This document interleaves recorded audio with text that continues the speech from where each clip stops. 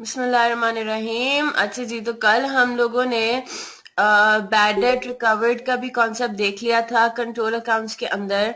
और control accounts हमारा close हो चुका है। मैंने आप लोगों को I-12 भी करा दिया। I-12 का मैंने इमेज भेज दिया था ग्रुप के ऊपर और मैं उसको अपलोड करी थी, लेकिन वो इमेज का साइज शायद बड़ा था, इस वजह से वो अपलोड नहीं हो पा रहा था LMS पे। तो मुझे जैसे ही उसका सॉफ्ट वर्जन मिलता है PDF या वर्ड में, तो मैं उसको अपलोड कर दूंगी। फॉर द टाइम बिंग आप फिर उसका इमेज के साथ या आप उसका गुजारा कर लें, ठीक है। जो मैंने आप लोगों को व्हाट्सएप के ग्रुप पे भेजा है, कि किसी को नहीं मिला, नहीं है व्हाट्सएप के ग्रुप पे, वो मुझे बता दे, मैं आपको फिर अलग से व्हाट्सएप कर दूंगी, ठीक है, इमेज उसकी। तो I-12 हमारा कल आखिरी सवाल था जो हमने करना था। अब आपके पास ICAP का क्वेश्चन बैंक है, पैक के बाकी सवाल है सिवाय I-17 के। और जो मैंने आपसे 4 क्वेश्चंस आपसे शेयर किया, वो आप आराम से अटेम्प्ट कर सकते हैं। अब मुझे ये बताएं, कंट्रोल अकाउंट्स का टेस्ट कब लेना है आपने? एक एंट्री की समझ नहीं आ रही थी। अच्छा, कौन सी एंट्री? कौन से वो जो 4 क्वेश्चंस थे उसमें?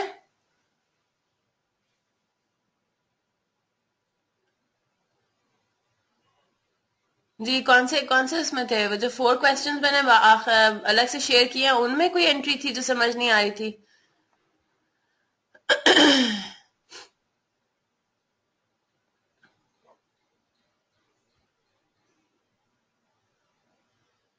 व्हाट्सएप की? अच्छा अच्छा, ठीक है। जो इमेज थी, ठीक है। I-12, हाँ जी। क्या समझ नहीं आ रहा था इसमें?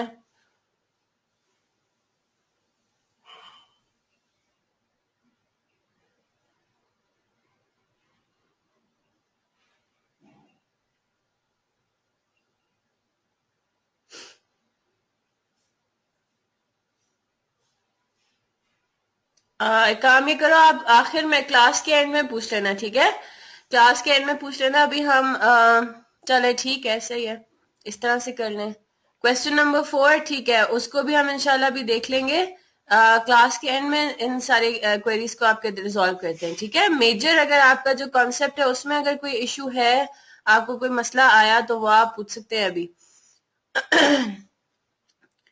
जो छोटे मोटे सवाल है क्वेश्चन स्पेसिफिक, वो हम इंशाल्लाह फिर क्लास के एंड में अलग से उसको कर लेंगे, ठीक है। तो टेस्ट कब करना है कंट्रोल अकाउंट्स का? कंट्रोल अकाउंट्स का टेस्ट इस वीकेंड पे कर ले, सैटरडे संडे। आज क्या है? आज वेडनेसडे है। You got Thursday and Friday to prepare, और फिर आप प्रैक्टिस भी आई होप करते जा रहे होंगे साथ साथ ही। जी, मोहसिन, उस्मान, जुलेखा, अग्रीड। या अगले हफ्ते करना है? अगले हफ्ते कर लें, अगले हफ्ते मंडे ट्यूसडे, जब भी if you need more time. मुझे तैयारी के साथ टेस्ट अटेम्प्ट करके देना है, प्रॉपर तैयारी करनी है, ठीक है। आपकी रिकॉर्डिंग कंप्लीट नहीं हुई है तो मंडे या ट्यूसडे को रख लें, ठीक है। अब वैसे तो आपके पास ये ऑप्शन है, मैं सैटरडे से उसको अवेलेबल कर दूंगी टेस्ट पेपर को। आप उसको सैटरडे से आप अटेम्प्ट कर सकते हैं। आपके पास जुलेखा, अगर ये वो है, रीजन है कि आपने रिकॉर्डिंग्स नहीं सुनी, आप उसको बाद में भी मुझे आराम से अटेम्प्ट करके दे सकते हो। उसका कोई हार्ड एंड फास्ट रूल नहीं है, तो मैं खुद ही एक टाइम लिमिट सेट कर देती हूँ, ताकि बच्चे कोशिश करें कि उसी उन्हीं दिनों में करें। तो सैटरडे से लेके ट्यूसडे तक का रख लेते हैं, 4 दिन का रख लेते हैं। 4 दिन के लिए वो टेस्ट ओपन होगा। आपको जब भी फीजिबल हो आपके लिए, आप उस टेस्ट को अटेम्प्ट कर सकते हो, ठीक है। तो जैसे ही आपका खत्म हो, आप उसका जो है वो कर लेना उसको अटेम्प्ट, सही है। तो इंशाल्लाह सैटरडे से लेके ट्यूसडे तक। हाँ, तो उस्मान, क्लास के एंड में कर लेते हैं उसको, ठीक है। क्लास के एंड में ऐसे कर लेते हैं सवालात जो कि इस तरह के आपको इश्यूज हैं। तो बाकी अब ये कि अपने नए चैप्टर से हम शुरू करते हैं, सही है। नए चैप्टर से let's start with a new chapter. अच्छा, तो आज हम लोग को शुरू करना है अपना प्रोविजन फॉर डाउटफुल डेट्स का चैप्टर। बैड डेट्स का हम थोड़ा बहुत ऑलरेडी कर चुके हैं डिस्कस कंट्रोल अकाउंट्स के अंदर। तो अब हम कंट्रोल अकाउंट्स के चैप्टर से निकल के कहाँ पे जा रहे हैं? अब हम बैड डेट्स को फर्दर डिटेल में देखने जा रहे हैं कि बैड डेट्स में होता क्या है, इसके अंदर क्या क्या इसके कैरेक्टरिस्टिक्स हैं, क्या इसकी अकाउंटिंग होगी, क्या इसके इम्प्लीकेशंस होंगे, और किस तरह के सवालात आएंगे, ठीक है, प्रोविजन फॉर डाउटफुल डेट्स के सवाल में। तो हमने कंट्रोल अकाउंट्स करते हुए एक डिस्कशन की थी हमने, हल्का सा देख लिया था उसको कि बैड डेट्स रिटर्न ऑफ क्या होते हैं, right. Bad debt return of क्या होते हैं? ऐसे लोग, ऐसे रिसीवेबल्स, ऐसे डेटर्स जिनसे हमें पैसे लेने थे, वो आके अगर हमें ये कह दे कि आई एम सॉरी हम आपको पे नहीं कर सकते, ये बात कंफर्म हो जाए कि हमें उनसे पैसे नहीं मिलने वाले, यानी कि ये बात कंफर्म्ड है कि हम उनसे रिकवर नहीं कर सकते, तो हम क्या कहेंगे? हम कहेंगे कि हमें उस डेट को राइट ऑफ करना है। क्यों? क्योंकि अब वो बैड हो गया, ठीक है। ऐसा डेट जो कि बैड हो गया और आपने अब उसको क्या करना है? राइट ऑफ करना है, आपने राइट ऑफ कर दिया, राइट। तो कंट्रोल अकाउंट के पॉइंट ऑफ व्यू से हम ये देखते थे कि बैड डेट जो राइट ऑफ होते हैं वो हम उसको कंट्रोल अकाउंट की, रिसीवेबल कंट्रोल अकाउंट के क्रेडिट साइड पे उसको राइट ऑफ कर देते हैं, यानी कि रिसीवेबल बैलेंस अपना कम कर लेते हैं। फिर बैड डेट से रिलेटेड जो दूसरी चीज हमने पढ़ी थी वो पढ़ी थी प्रोविजन या अलाउंस फॉर बैड डेट्स, ठीक है। इसके बारे में मैंने आपको ये कहा था कि हम इसको डिस्कस करेंगे लेकिन बाद में, तो अभी एक काम ये करते हैं, अभी भी प्रोविजन या अलाउंस को रहने दें। तीसरा जो आइटम है आपका बैड डेट से रिलेटेड वो क्या है? बैड डेट्स रिकवर्ड है। ये भी हम काफी डिटेल में कंट्रोल अकाउंट्स में कर चुके हैं कि बैड डेट्स रिकवर्ड क्या होते हैं। ऐसे डेट्स जो कि प्रीवियसली क्या हो गए थे, दे वर रिटन ऑफ, लेकिन अगले किसी साल में आपके पास वो आके कहे कि ये अपने पैसे पकड़ो, राइट।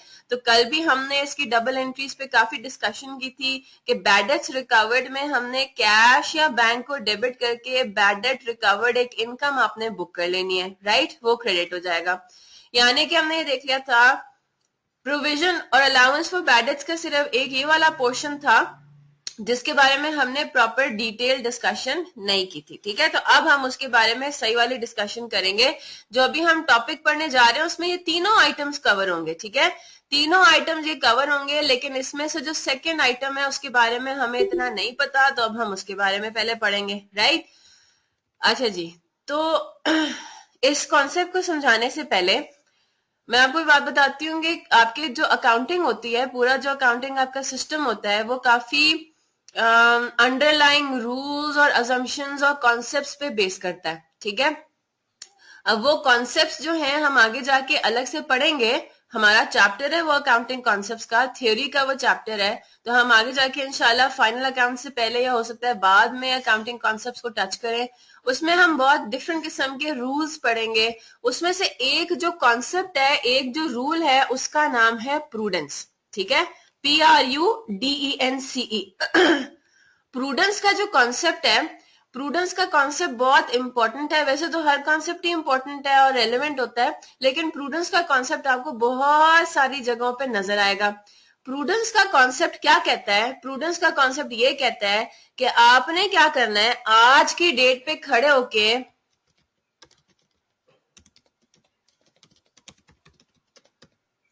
फ्यूचर एक्सपेक्टेड लॉसेस को बुक कर लेना है, ठीक है। ये मैं इसका पूरा लिखवा दूंगी। फ्यूचर एक्सपेक्टेड लॉसेस को बुक कर लेना है आज की डेट पे खड़े होके, और जो फ्यूचर एक्सपेक्टेड गेन्स है ना, उनको आपने बुक नहीं करना, ठीक है। यानी कि लॉसेस के बारे में वो काफी, इस जो प्रूडेंस बेसिकली कॉन्सेप्ट होता है ना, उसमें वो यही बात कर रहा होता है कि आपने अपने आप को ना केयरफुल रखना है, आपने अपने आप को पहले से ही तैयार रखना है। किस चीज के लिए तैयार रखना है? एक्सपेक्टेड लॉसेस के लिए, ठीक है। तो इतनी बात समझ आ रही है? प्रूडेंस का कॉन्सेप्ट आपको ये कहता है कि you have to book all the future expected losses today.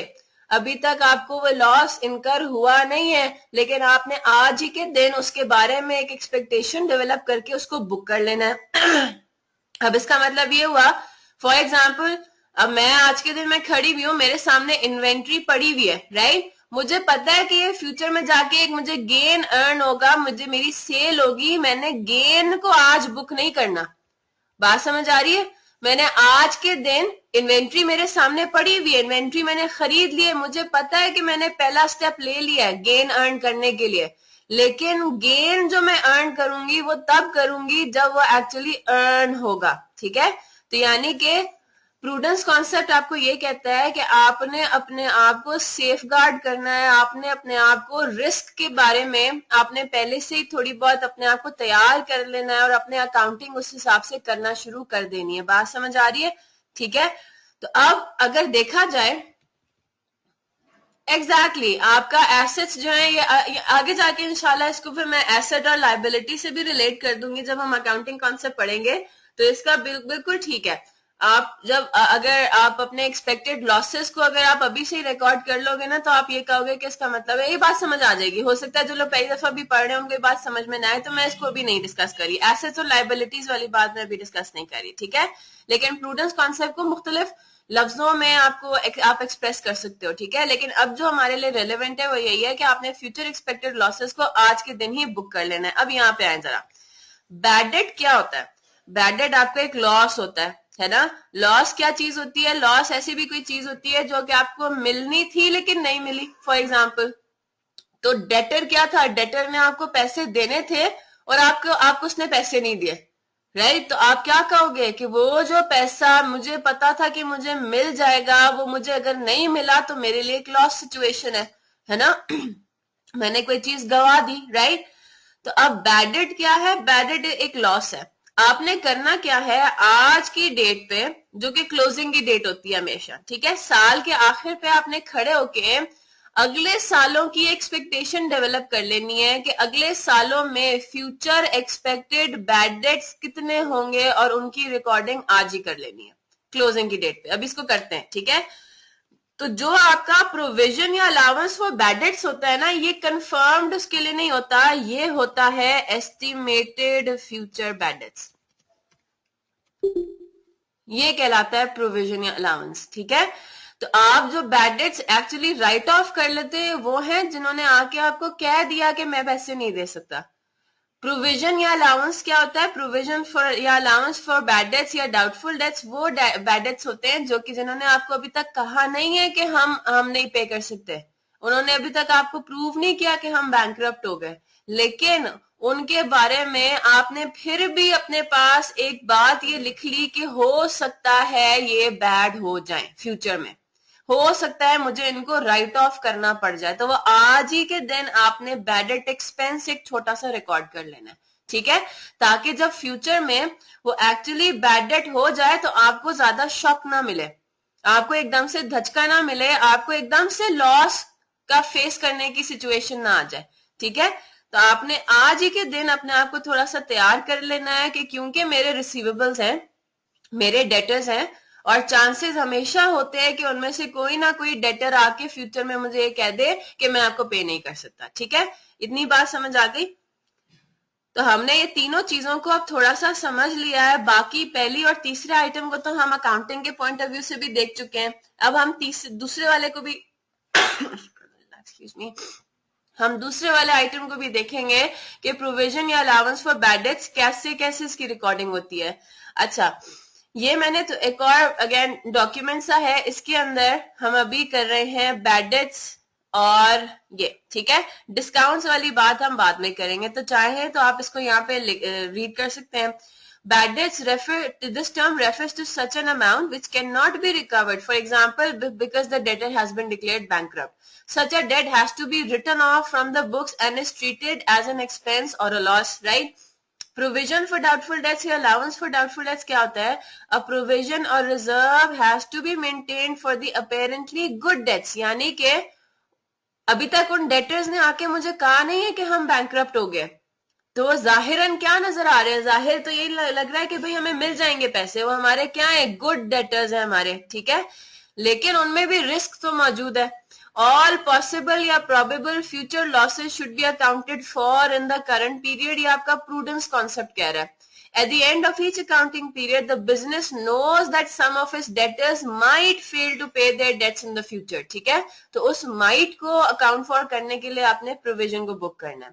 Even though an accurate estimate cannot be made, जाहिर सी बात है, आप एक estimate आप एक करोगे, आप एक close to the actual amount आप निकाल सकते हो। आपको ये थोड़ी पता है कि अगर मेरे पास आज जो है वो 3 डेटर्स हैं, तो उन तीनों में से मैं गारंटी के साथ नहीं कह सकती कि 2 आके मुझे कह देंगे कि हम पे नहीं कर सकते, 2 फ्यूचर में बैड हो जाएंगे, I can not guarantee that, right. तो यानी कि एक्यूरेट एस्टिमेट तो बिल्कुल भी नहीं हो सकता, राइट, लेकिन एक reasonable estimate can be made on the basis of any of the following, closing debtors, net sales, ये हम आगे जाके इसको कर लेते हैं कि फिर फॉर्मूला क्या होगा, कैसे एस्टिमेट बनाना है, ठीक है, इतनी बात समझ आ गई। अब ये डिस्काउंट वाली बात को भी हम इग्नोर कर देते हैं। आप ये देख लो, जर्नल एंट्रीज देखते हैं। अगर आपका कोई बैड डेट राइट ऑफ करना होता है तो आप क्या करते हो, बैड डेट एक्सपेंस डेबिट करके debtors control account, sales ledger control account, receivable control account credit कर देते हैं, राइट, ये हम कर चुके हैं, ठीक है। फिर आप लोग चाहो तो ये भी अपने पास नोट कर सकते हो, वैसे समरी नोट्स में मौजूद है। अभी हम आते हैं प्रोविजन फॉर डाउटफुल डेट्स के लिए। इसके लिए आप ये डबल एंट्री अपने पास नोट कर लो, ठीक है, अभी नोट कर लो। प्रोविजन, इंक्रीज इन प्रोविजन से क्या मुराद है, अभी हम सवाल करेंगे तो ये बात क्लियर हो जाएगा आपको। नहीं नहीं नहीं, नेक्स्ट ईयर में डेटर से जो रिसीव करना है उसका थोड़ी प्रोविजन होगा। फ्यूचर ईयर्स में जो हम एस्टिमेट एक डेवलप करेंगे कि इतने हमारे बैड डेट्स हो सकते हैं, आप अपोजिट बात कर रहे हो। जो आपको रिसीव होना है फ्यूचर में, कंफर्म्ड अगर है तो उसके अंदर कोई बैड डेट का सिचुएशन तो है ही नहीं, है ना, बात समझ आ रही है आपको। आप एक काम करो, वेट कर लो, अभी क्वेश्चन करते हैं ना, इंशाल्लाह क्लियर हो जाएगा ये, ठीक है, इंशाल्लाह इसको क्लियर हो जाएगा। अच्छा, इंक्रीज इन प्रोविजन के आप double entry for the time being अपने पास लिख लो, बैड डेट एक्सपेंस को डेबिट करके प्रोविजन फॉर डाउटफुल डेट्स का अकाउंट क्रिएट करना है, ठीक है। डिक्रीज इन प्रोविजन समझ आ जाएगी, अभी सवाल करते हैं। Decrease in provision for doubtful dates में प्रोविजन फॉर डाउटफुल डेट्स को डेबिट करके बैड डेट एक्सपेंस को क्रेडिट करना है, यानी कि ऊपर का ऑपोजिट है, ऊपर वाली एंट्री का opposite, provision for doubtful dates debit, bad debt expense credit, ठीक है।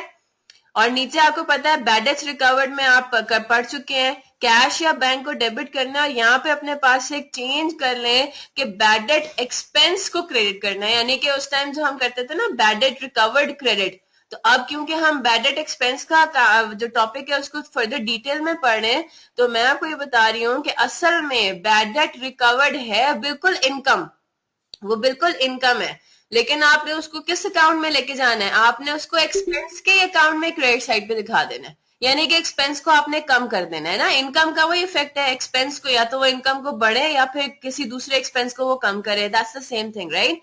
तो आपने करना क्या है, इसका भी मैं लॉजिक आपको समझा दूंगी, आप अपने पास ये बात रिकॉर्ड कर लो। बैड डेट्स रिकवर्ड में कैश या बैंक डेबिट होके बैड डेट एक्सपेंस का अकाउंट क्रेडिट होगा, ठीक है, ये बात इंशाल्लाह मैं आपको समझा दूंगी। अब हम आते हैं सवाल के ऊपर, सवाल हम देखेंगे तो इंशाल्लाह हमें और क्लियर हो जाएगा। आपके सामने F6 खुला हुआ है, ये मैं डॉक्यूमेंट अपलोड भी कर दूंगी, पैक का क्वेश्चन बैंक है ये, जिसके पास है वो F6 निकाल ले, मिस्टर अतीक वाला सवाल।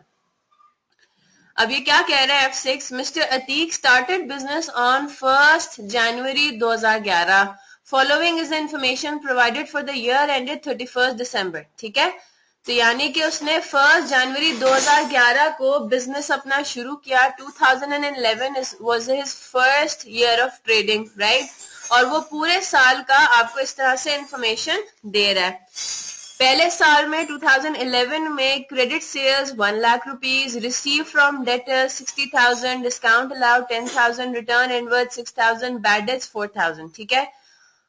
और आपको नीचे में एंड में ये कह रहा है, provision is to be created for doubtful debts at 10% on closing debtors, you are required to prepare sundry debtors account. Sundry debtors account से क्या मुराद है, आपका डेटर्स का अकाउंट, यानी कि डेटर्स कंट्रोल अकाउंट, ठीक है, वही चीज है, सिर्फ ना टाइटल उसका चेंज है।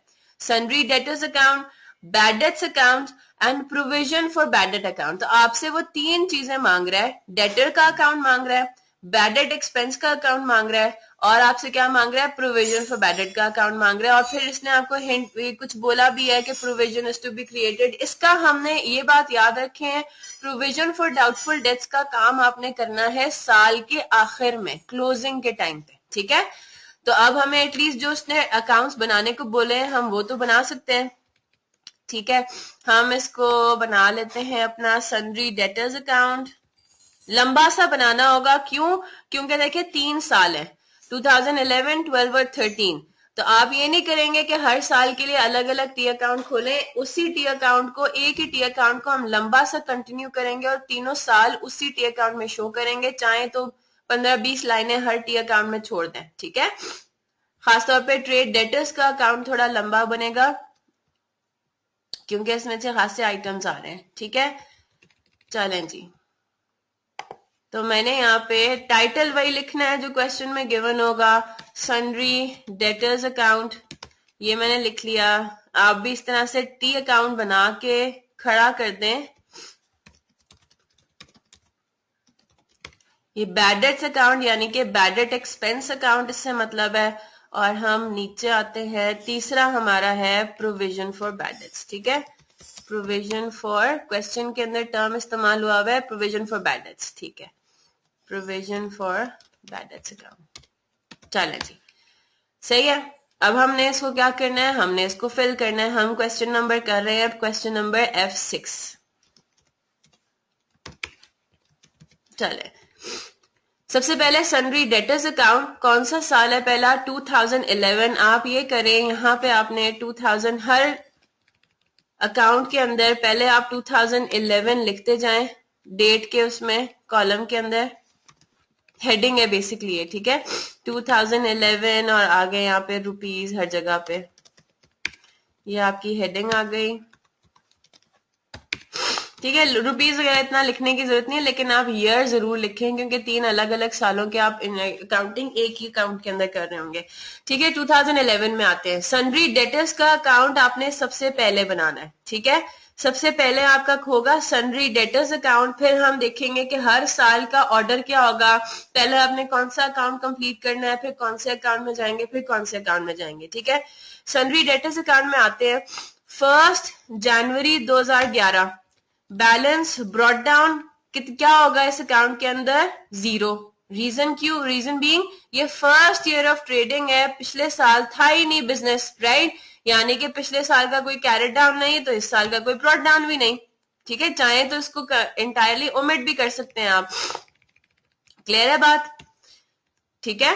तो ब्रॉट डाउन आपका क्या है, 0। क्यों, क्योंकि ये फर्स्ट ईयर ऑफ ट्रेडिंग है, started business on this date, तो पिछले साल का कोई कैरेट डाउन तो होगा ही नहीं। फिर आपके पास क्या आ रही है, क्रेडिट सेल्स आ रही है 1 लाख रुपए की। पहले हम 2011 को टैकल कर रहे हैं, ठीक है। 1 लाख रुपए की सेल आ रही है। सेल्स, क्रेडिट सेल से आपका सन्ड्री डेटर्स अकाउंट यानी कि debtors control account in other words debit होता है 1 लाख।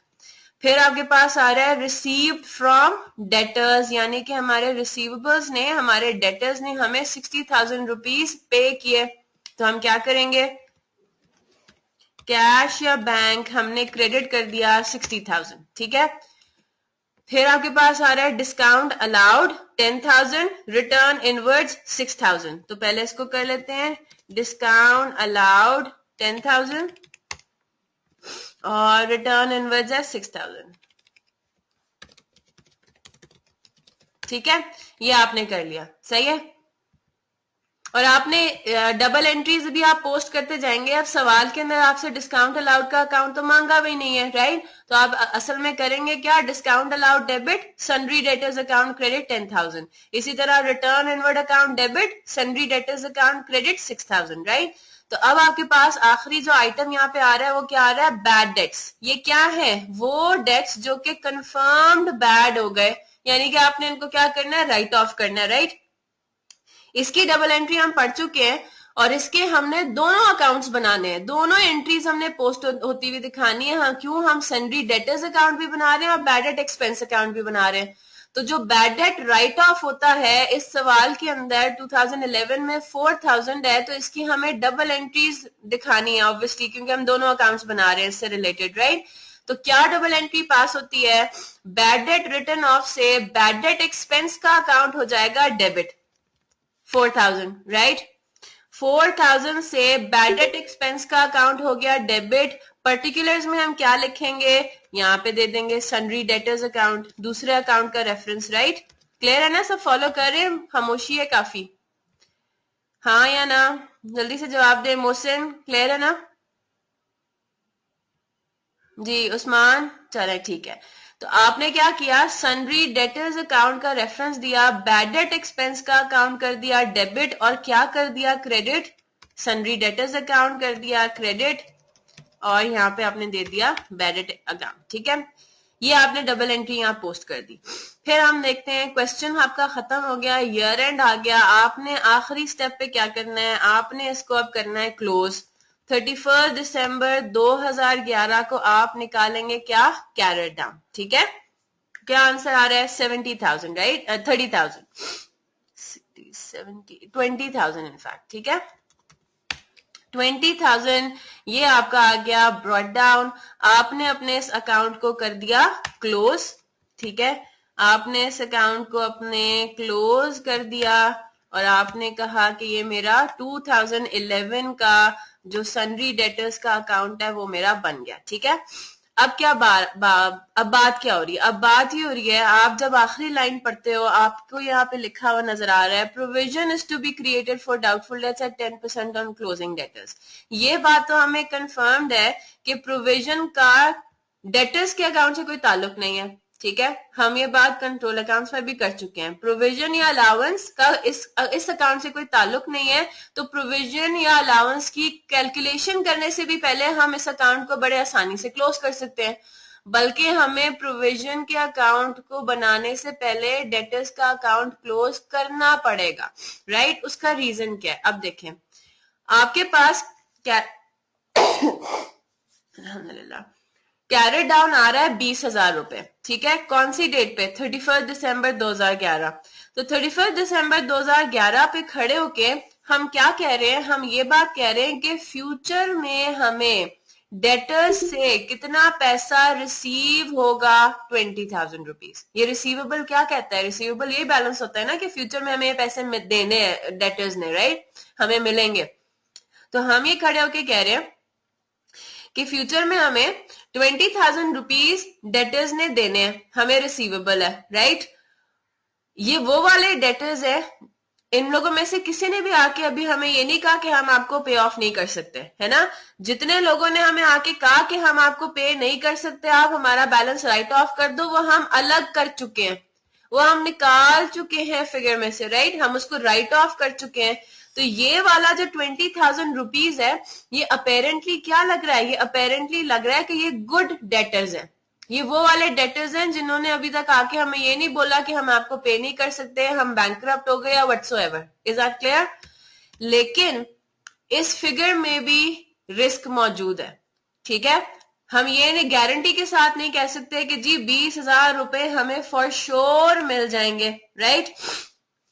ठीक है, तो इसका मतलब ये है कि एक्सपेक्टेड लॉसेस हैं इसके अंदर, फ्यूचर में 20,000 में से भी कोई बैड डेट हो सकता है। तो हमने क्या करना है, अब उसकी अकाउंटिंग करनी है अपनी बुक्स के अंदर, उसकी रिकॉर्डिंग करनी है। किस तरह से करेंगे, पहले हमें करनी होगी थोड़ी सी कैलकुलेशन। ठीक है, थोड़ी सी हमें कैलकुलेशन करेंगे।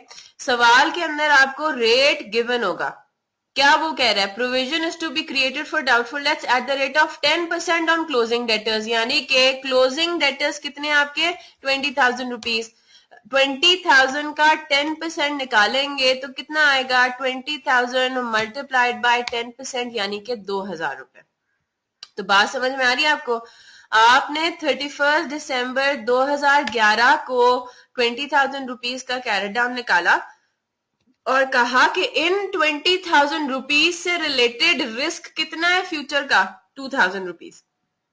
हम ये आज के दिन एक्सपेक्ट कर रहे हैं कि इन 20,000 रुपीज में फ्यूचर में 2,000 रुपए के डेटर्स बैड डेट हो सकते हैं। ठीक है, बात समझ आ रही है यहाँ तक। ये आपने छोटी सी कैलकुलेशन की। अब इस 2,000 रुपीज का करना क्या, आपने इस 2,000 रुपीज को लिख देना है provision for bad debts account के अंदर।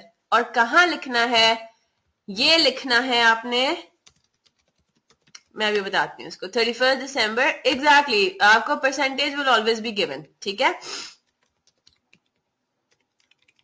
यहां लिखना है। ये जो आपको फिगर आ रही है ना, ये आ रही है कैरेट डाउन की। आप जरा गौर से सुने बात, provision for bad date account क्या है, ये कौन से हेड ऑफ अकाउंट है, ये कोई बता सकता है मुझे, क्या है ये? इनकम है, एक्सपेंस है, एसेट है, लायबिलिटी है, ड्राइंग है, क्या चीज है? कैपिटल है। कोई ना कोई तो होगा ना इसकी। कौन से हेड ऑफ अकाउंट से बिलोंग करता है? ये तो एक्सपेंस का अकाउंट है। वेरी गुड अज़ज़ुल्लाह, आपको पता है, ठीक है। ये तो एक्सपेंस का अकाउंट है। बैड डेट अकाउंट एक्सपेंस का अकाउंट है। डेटर्स अकाउंट एसेट का अकाउंट है। ये क्या है? ये आप कह सकते हो कि ये एसेट के ही हेड ऑफ अकाउंट से बिलोंग करता है। इसको हम कहते हैं कि this is a Contra asset account, ठीक है। This is a Contra asset account. Contra का मुरा मतलब होता है आपका ऑपोजिट, ठीक है। तो ये provision for bad debts account एक ऐसा अकाउंट है जो कि आपका किसी एसेट की फिगर को कम करता है, जो किसी एसेट के अकाउंट को कॉन्ट्रा करता है, काउंटर करता है, राइट।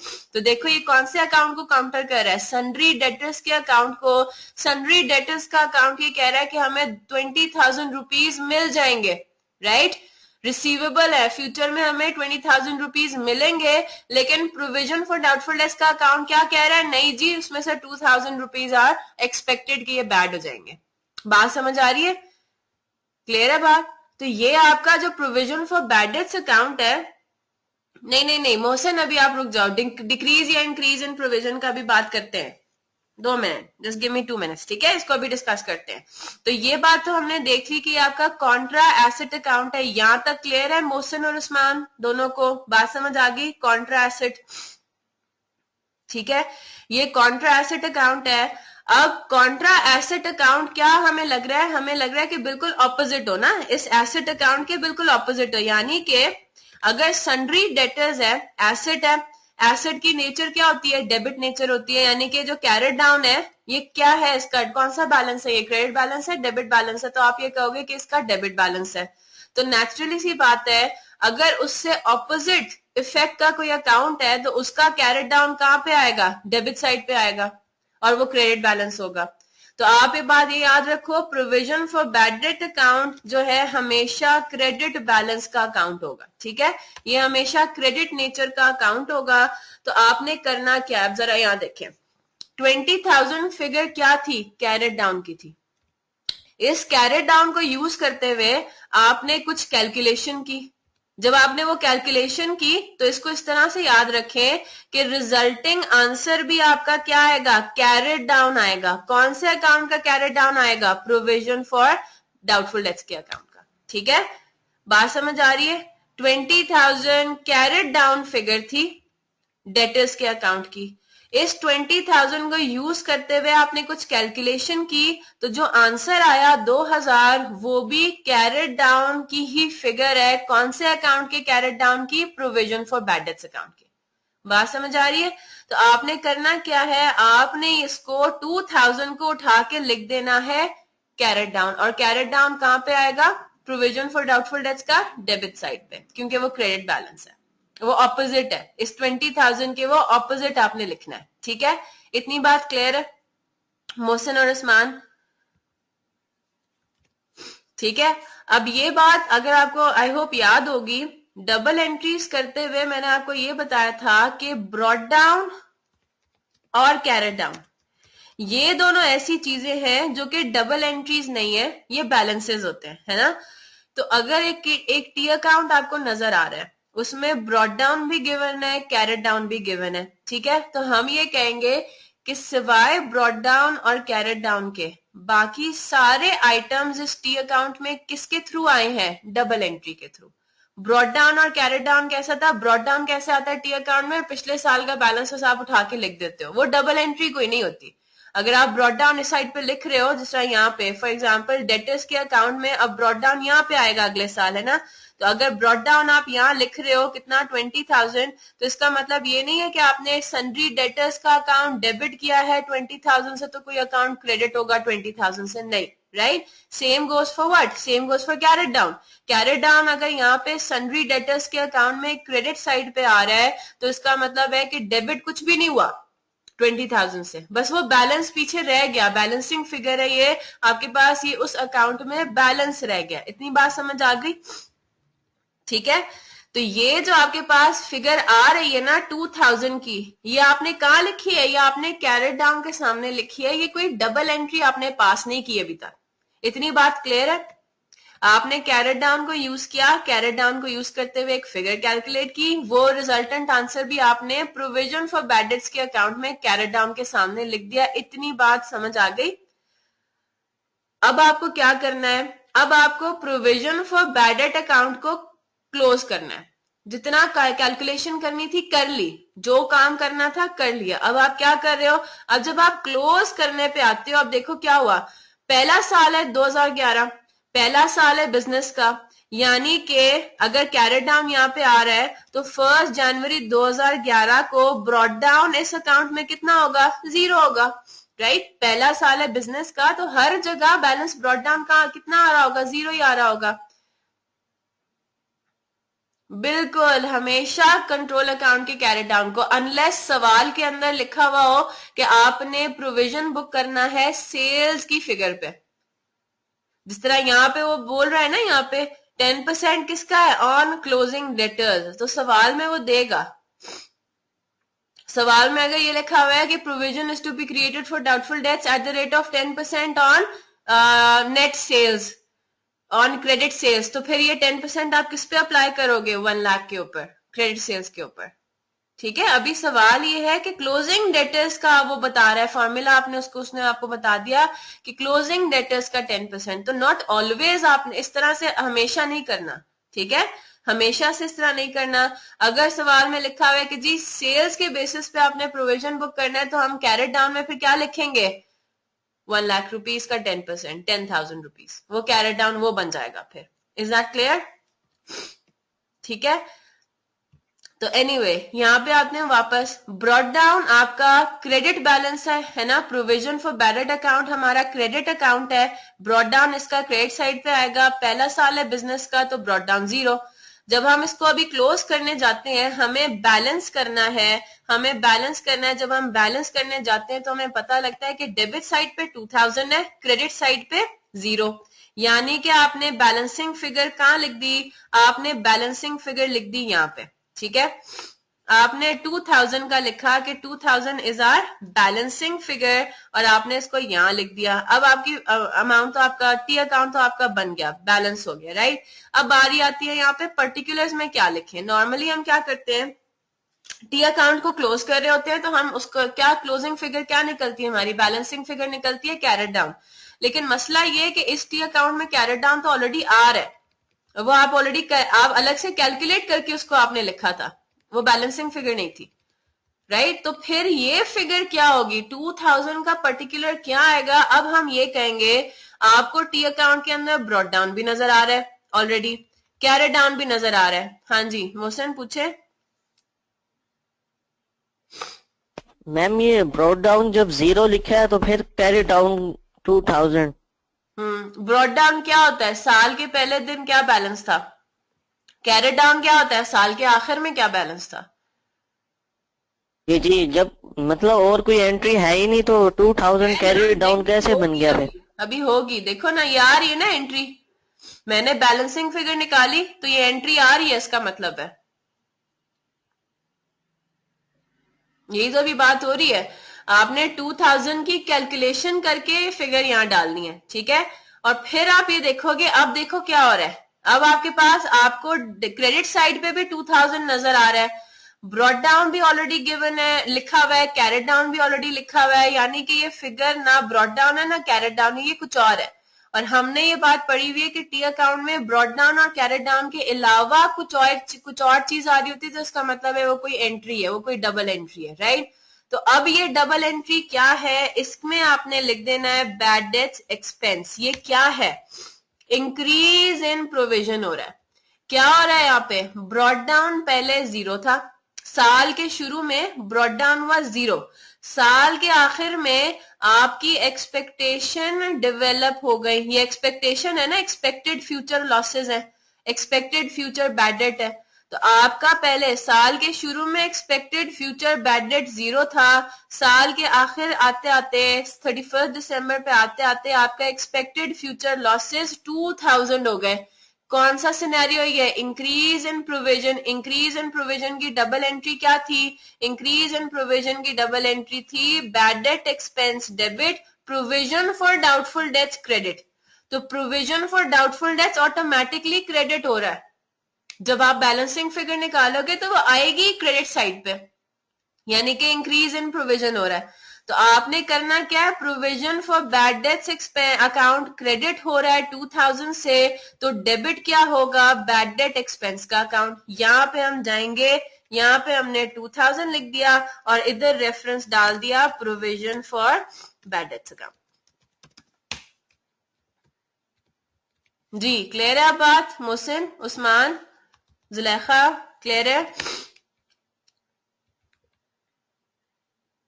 ठीक है, तो आप ये देखो डबल एंट्री आ गई ना, डबल एंट्री आ गई। लेकिन अब देखो थोड़ा डिफरेंट तरीका है, इसको हमेशा इस तरह से करना है कि पहले कैरेट डाउन होगा, कैरेट डाउन कैलकुलेशन के थ्रू आपने लिखा और फिर डबल एंट्री आई, हमेशा इस तरह से होगा। ठीक है, तो आपने अब क्या किया?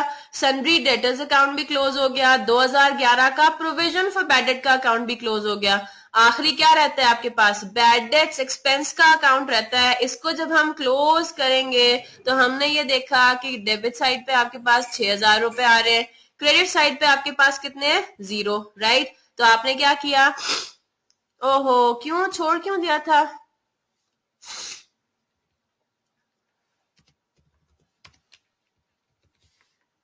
हाँ कंबाइन था ना, थोड़ा सा डिफरेंट सा था, लेकिन इंटरेस्टिंग था सवाल मेरे ख्याल से काफी।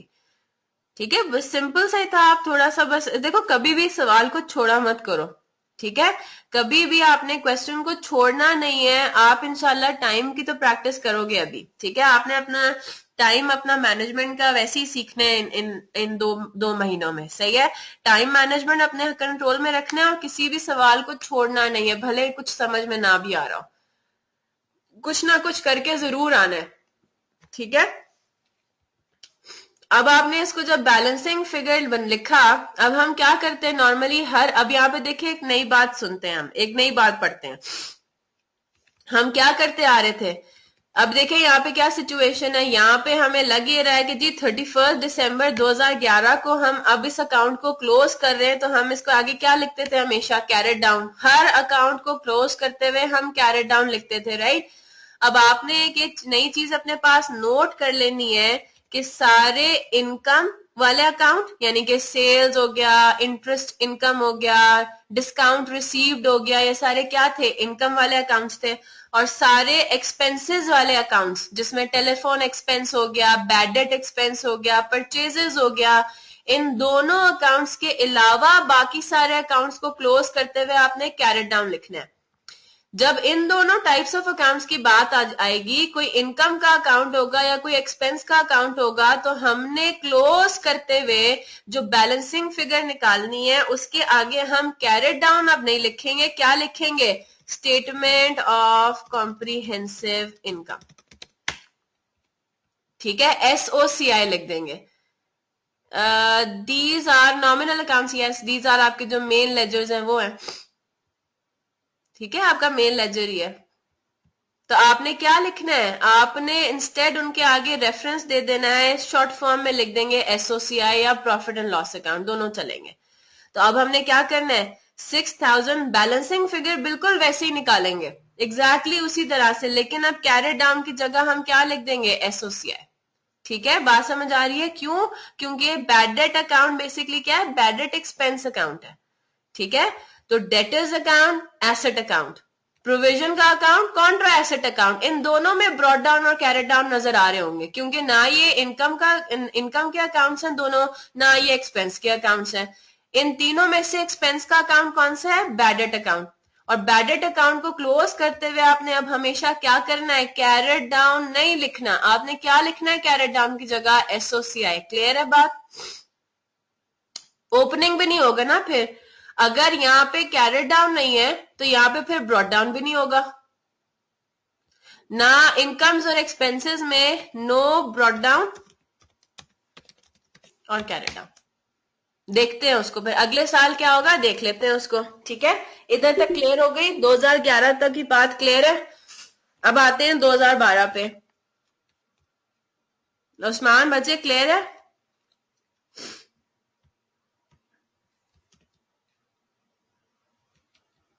जी उस्मान। मैम जी जी। मैम ये प्रोविजन वो डाउटफुल डेट और ये बैड डेट में डिफरेंस है? डिफरेंट है, बिल्कुल डिफरेंट है। नहीं, एंट्री में तो प्रोविजन फॉर डाउटफुल डेट लिखा हुआ है ना, तो हाँ आपने बैड डेट लिखा है। कोई बात, हाँ डाउटफुल डेट और बैड डेट सेम चीज है। कहाँ लिखा हुआ है मैंने डाउटफुल डेट, कहाँ लिखा हुआ है? ये चीज जो है प्रोविजन फॉर डाउटफुल डेट्स या provision for bad debt, same thing. Bad debt या डाउटफुल डेट सेम चीज होती है ना, ठीक है। बैड डेट और डाउटफुल डेट दोनों इंटरचेंजेबल टर्म्स है, लेकिन provision for bad debt is not. Bad जी जी। बैड बैड डेट तो कंफर्म बैड कुछ हो नहीं गिरता, और डाउटफुल तो डाउटफुल है। लेकिन अगर आपने प्रोविजन का नाम लिख दिया ना, प्रोविजन फॉर बैड डेट का मतलब है कंफर्म नहीं, वो एस्टिमेट। क्योंकि बैड डेट से आगे आपने क्या लिख दिया, बैड डेट से पहले आपने प्रोविजन या अलाउंस का टर्म इस्तेमाल कर लिया। तो अलाउंस फॉर बैड डेट का मतलब है बैड डेट का estimate. Allowance for doubtful dates का मतलब भी वही है, बैड डेट का एस्टिमेट, ठीक है। अच्छा अब हम आते हैं 2012 पे, अगला साल। जब हम 2012 पे आते हैं, अब हमने उसी अकाउंट के अंदर उन्हीं तीनों अकाउंट्स को यूज करना है और उन्हीं को हमने नीचे एक्सटेंड करना है। तो आपने इस तरह से हेडिंग डाल देनी है। आपने अब हेडिंग डालनी है 2012 का, यहाँ पे लिखना है डेट वाले कॉलम में, ठीक है। और रुपीज लिखना चाहे ना लिखें, ठीक है। लिखना चाहे लिख लें, ना लिखना चाहे ना लिखें, उसका कोई मसला नहीं है। अब आपके पास देखें, सबसे पहले सन्ड्री डेटर्स अकाउंट में आते हैं, तो आपको यहाँ पे कैरेट डाउन नजर आ रहा है। सबसे पहला काम तो आपने ये करना है कि जहां जहां कैरेट डाउन है वहां वहां आपने उनको ब्रॉट डाउन कर देना है, ठीक है। तो आपके पास इस अकाउंट के अंदर कैरेट डाउन आ रहा था 20,000 रुपए। 2012 की 1 जनवरी को वो क्या बन जाएगा, ब्रॉट डाउन बन जाएगा ऑपोजिट साइड पे। बैडेट अकाउंट में जाते हैं, बैडेट अकाउंट में कोई भी कैरेट डाउन नहीं नजर आ रहा, यानी कि इधर कोई ब्रॉट डाउन ही नहीं होगा, ठीक है। नीचे आते हैं, प्रोविजन फॉर बैडेट्स अकाउंट के अंदर आपको फिर कोई कैरेट डाउन नजर आ रहा है, 2000 का कैरेट डाउन नजर आ रहा है डेबिट साइड पे। तो 2012 की 1 जनवरी को ये ब्रॉट डाउन बन जाएगा क्रेडिट साइड पे। यहां तक क्लियर है सबको? ये काम सबने कर लिया?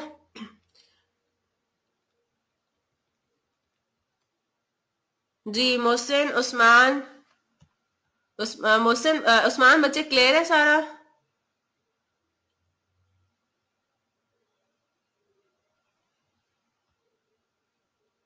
जी उस्मान। चले अगर मसला है तो आप एक सेकेंड,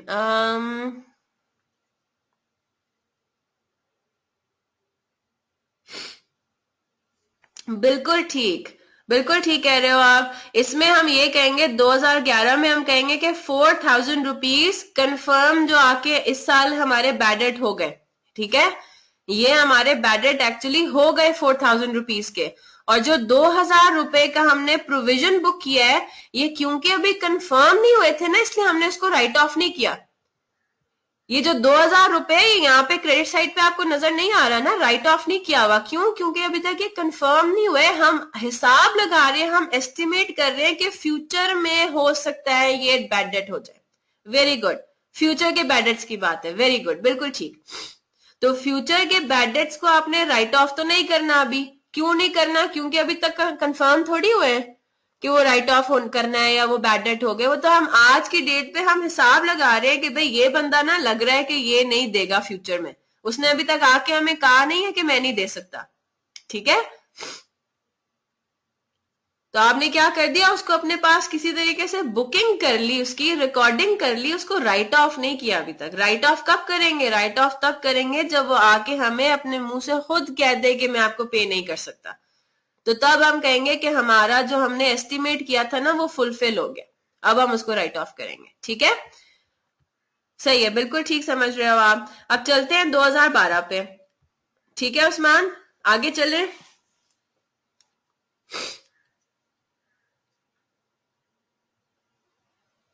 चले ठीक है। अब 2012 में सबसे पहला काम आपने क्या कर लिया, आपने ब्रॉड डाउन लिख लिए, जहां जहां कैरेट डाउन थे वहां वहां आपने ब्रॉड डाउन को लिख लिया। बैड डेट अकाउंट के अंदर अब हमने पढ़ लिया ना कोई ब्रॉड डाउन होगा ना कोई कैरेट डाउन होगा, ठीक है। अच्छा, फिर आप आते हो सन्ड्री डेटर्स के अकाउंट को हमेशा पहले आपने कंप्लीट करना है, ठीक है। फिर आपने आना है प्रोविजन के अकाउंट में और सबसे आखिरी आपने क्लोज करना है किसको, बैड डेट एक्सपेंस के अकाउंट को, ठीक है। तो पहले हम सन्ड्री डेटर्स के अकाउंट को कंस्ट्रक्ट तो कर लें अपना। अब 2012 को भी आपको 2012 की भी आपको क्रेडिट सेल्स दी हुई है, cash receive from debtors given है, डिस्काउंट अलाउड गिवन है, रिटर्न इनवर्ड्स है और bad debts actually return of, ठीक है। तो हम सेल्स को कहा लेंगे उसी तरीके से, सेल्स को हमने ले लेना है 1,20,000 से हम करेंगे सन्ड्री डेटर्स अकाउंट डेबिट और सेल्स का अकाउंट क्रेडिट, ठीक है। फिर आपके पास 1,40,000, ठीक है। फिर आपके पास आ गया कैश रिसीव फ्रॉम डेटर्स है 1,00,000 रुपीज, ये आपने यहाँ पे कर दिया कैश स्लैश बैंक 1,00,000 रुपीज। तो कैश या बैंक डेबिट होके सन्ड्री डेटर्स अकाउंट क्रेडिट हो जाएगा। डिस्काउंट अलाउड 14,000 और रिटर्न इनवर्ड्स 4,000, ठीक है। तो डिस्काउंट अलाउड भी आपने यहाँ पे लिख दिया, रिटर्न इनवर्ड्स भी यहाँ पे कर दिया। फिर आपके पास आखिरी आइटम क्या है इसमें, बैड डेट। आपके पास असल एक्चुअली जो बैड डेट हुए हैं, bad debt return of, right, ये आपके हैं 12,000 रुपए। तो आपने 12,000 रुपए की डबल एंट्री क्या पास करनी है, बैड डेट एक्सपेंस का अकाउंट करना है आपने डेबिट और क्या क्रेडिट कर देना है, सन्ड्री डेटर्स अकाउंट क्रेडिट कर देना है, ठीक है। यहां तक क्लियर है बात। तो सिर्फ इसमें से 12,000 वाली पूरी एंट्री आपने पोस्ट करके दिखा दी, बाकी आपको डबल एंट्रीज तो दिखानी नहीं है, ठीक है। ना आपने डिस्काउंट अलाउड का अकाउंट मांगा हुआ है उसमें, ना रिटर्न इनवर्ड मांगा हुआ है, ना कोई सेल, ना कोई कैश या बैंक का, ठीक है। क्लियर होगी बात। तो आपने जो bad debt right of actually किया इस साल 12,000 रुपए, उससे आपने बैड डेट अकाउंट डेबिट करके सन्ड्री डेटर्स के अकाउंट को क्रेडिट कर दिया 12,000। इधर तक क्लियर है। फिर आ गई कौन सी डेट आ गई, आखिरी साल साल का आखिरी दिन आ गया, 31 दिसंबर आ गया, कोई और ट्रांजैक्शन इसमें है नहीं, तो हमने क्या कर दिया 30,000 आ रहा है, बैलेंसिंग फिगर निकाली डेटर्स की, तो हमारे पास बैलेंसिंग फिगर आ गई 30,000 रुपीज, ठीक है।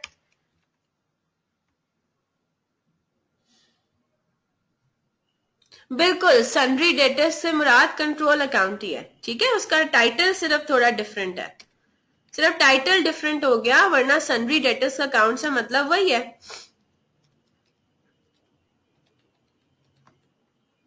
ठीक है, ये आपने कर लिया अपना क्लोज। जब आपने ये क्लोज किया तो आपको ये पता लगा कि आपके क्लोजिंग डेटर्स कितने हैं। 31 दिसंबर 2012 पे आप खड़े होके ये कह रहे हो कि हमें फ्यूचर में 30,000 रुपए रिसीव हो जाएंगे, राइट। हमें रिसीवेबल है, हमने रिसीव करने हैं फ्यूचर में 30,000 रुपए। लेकिन provision for doubtful dates account अब बीच में आ गया। वो क्या कहता है कि मैं कॉन्ट्रा एसेट अकाउंट हूं, मैं इस बात को क्या करूंगा, कॉन्ट्रा करूंगा, काउंटर करूंगा। मैं ये बात बोलूंगा कि नहीं हो सकता है इसमें से 10% आपके जो वो डेटर्स हैं वो बैड हो सकते हैं, राइट। अब हमने क्या करना है, वर्किंग 1 हमने की थी पहले साल के लिए, अब हम दोबारा से क्या करेंगे, वर्किंग नंबर 2 करेंगे। हम ये कहेंगे कि इस साल 31 दिसंबर इस डेट पे 31 दिसंबर 2012 पे हमारे पास क्लोजिंग रिसीवेबल्स कितने हैं, 30,000। कहां से आए, यहां से आए, ठीक है। इसके ऊपर हमने दोबारा क्या अप्लाई करना है, 10%। जब हम इसके ऊपर 10% अप्लाई करते हैं तो अब हमारे पास फिगर कितनी आ रही है, 3,000 रुपीज। अब हम क्या करेंगे, इस 3,000 को कहां लिख देना है, कैरेट डाउन के आगे लिख देना है ना। 31 दिसंबर में गए, दोबारा इसी तरह कैरेट डाउन लिखा और इसके आगे लिख दिया 3,000, ठीक है। तो हमने ये कहा कि इस साल का कैरेट डाउन कितना है, प्रोविजन फॉर बैड डेट्स का कैरेट डाउन हमारे पास आ गया 3,000। हमने 3,000 उठा के कैरेट डाउन में लिख दिया। यहां तक क्लियर है सबको। यहां पे रेफरेंस दे दें वर्किंग नंबर 1 की। और इधर रेफरेंस दे दें, वर्किंग दिखाना जरूरी है, मार्क्स होते हैं उसके, ठीक है। मोहसिन, उस्मान, यहाँ तक क्लियर है? बिल्कुल वही वाला प्रोसेस मैंने किया, कैरेट डाउन की कैलकुलेशन की और कैरेट डाउन के आगे यहाँ लिख दिया, ठीक है। अब क्या करना है, अब प्रोविजन फॉर डाउटफुल डेट्स के अकाउंट को क्लोज करना है। जब हम क्लोज करने जा रहे हैं 2012 में हम देख रहे हैं कि डेबिट साइड पे 3000 है, सॉरी हाँ, और क्रेडिट साइड पे कितने हैं, 2000 है, यानी कि क्रेडिट साइड आपकी 1000 से शॉर्ट है, आपने 1000 यहाँ पे बैलेंसिंग फिगर लिख दी, ठीक है।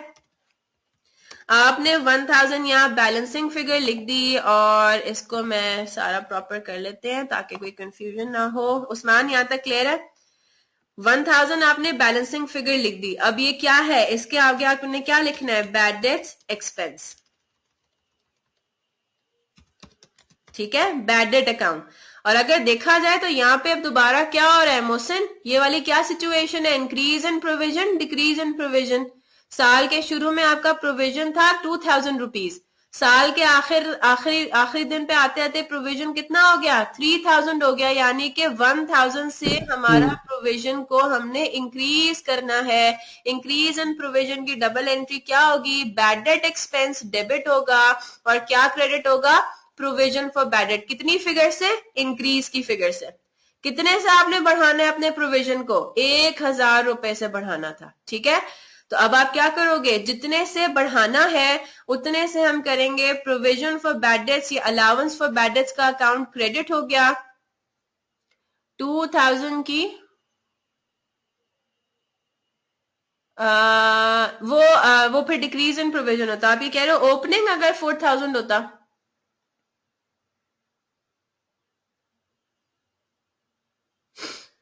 अगर यहाँ पे 4000 लिखा हुआ होता, आप बताओ फिर क्या होता। अगर यहाँ 4000 लिखा हुआ होता तो बैलेंसिंग फिगर हमारी कहाँ आती, डेबिट साइड पे, और वो सिचुएशन क्या होता, वो डिक्रीज इन प्रोविजन का सिचुएशन होता। बिल्कुल, वो फिर प्रोविजन डिक्रीज इन प्रोविजन वाला सिचुएशन होना था कि साल के शुरू में 4000 है, साल के आखिर में आते आते 3000 हो गया, यानी कि 1000 से आपने प्रोविजन को डिक्रीज करना है। तो प्रोविजन अकाउंट आपका डेबिट और bad debt expense account credit, वो हम करेंगे इंशाल्लाह कल करेंगे, ठीक है, उस सिचुएशन को। जी मोहसिन। Hello ma'am. जी जी मैम, ये इसका मतलब प्रोविजन टोटल हमने 3000 रखनी है? बिल्कुल, प्रोविजन हमने टोटल 3000 रखनी है, ये बात भी अभी मैं करती हूँ। और कुछ सिनेरियो में वो ये भी तो कह सकता है 3000 से बढ़ा दें, वो फिर मतलब और ऐड कर दें। बिल्कुल, वो आपका फिर क्वेश्चन में वर्डिंग ऐसी होगी ना, क्वेश्चन में वो फिर आपको बताएगा इस तरह से। यहाँ पे वो क्या कह रहा है, देखो यहाँ पे ये कह रहा है provision is to be created for doubtful debts at 10% on closing debtors. तो हर साल के क्लोजिंग डेटर्स का इतना प्रोविजन क्रिएट करना है, यानी कि मेंटेन करना है। तो हमने प्रोविजन क्रिएट कर लिया, 3000 का प्रोविजन क्रिएट करने का मतलब है कैरेट डाउन करना, कैरेट डाउन की कैलकुलेशन करना, ठीक है। यहां पे हमने कितने का प्रोविजन क्रिएट किया, क्या लिखा हुआ है, अनएडजस्टेड।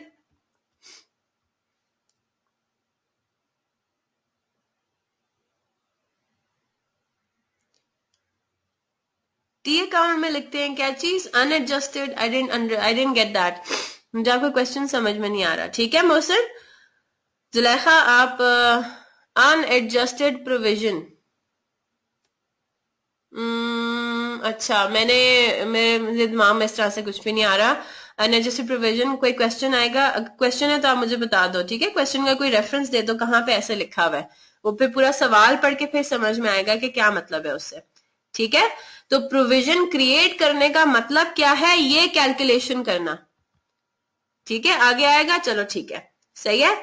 तो मोहसिन, प्रोविजन क्रिएट करने का मतलब है ये, तो आप खुद भी देखो ना, आप ये बात कह रहे हो कि 30,000 के अगेंस्ट मैंने कितना प्रोविजन रखना है, 3000 का, उसका 10%, ठीक है। तो 30,000 के अगेंस्ट आपने ये कह देना है कि मेरे पास कैरेट डाउन 3000 होना चाहिए, इसलिए आप इसको कैरेट डाउन में लेके जा रहे हो। जहां पे बात आएगी ना, वो बोलेगा कि provision is to be increased by इतना या डिक्रीज्ड बाय इतना, तो फिर वो इस वाली फिगर की बात कर रहा है। क्रिएशन की बात करें तो इसका मतलब है, या मेंटेनेंस की बात करें तो इसका मतलब है कि वो कैरेट डाउन की बात कर रहा है। इंक्रीज की बात करें या यानी कि मैम क्रिएट की बात करें तो पहले एंट्री लिखे फिर कैरी डाउन निकालें, और अगर इंक्रीज की करें तो पहले कैरी डाउन फिर एंट्री। नहीं, ऑपोजिट, उल्टा कर रहे हो आप। क्रिएशन की बात अभी हम कर रहे हैं, ठीक है। सवाल के अंदर अभी क्या लिखा हुआ है, provision is to be created, तो पहले हम क्या कर रहे हैं, पहले हम कैरेट डाउन को कर रहे हैं, फिर हम एंट्री की बात कर रहे हैं।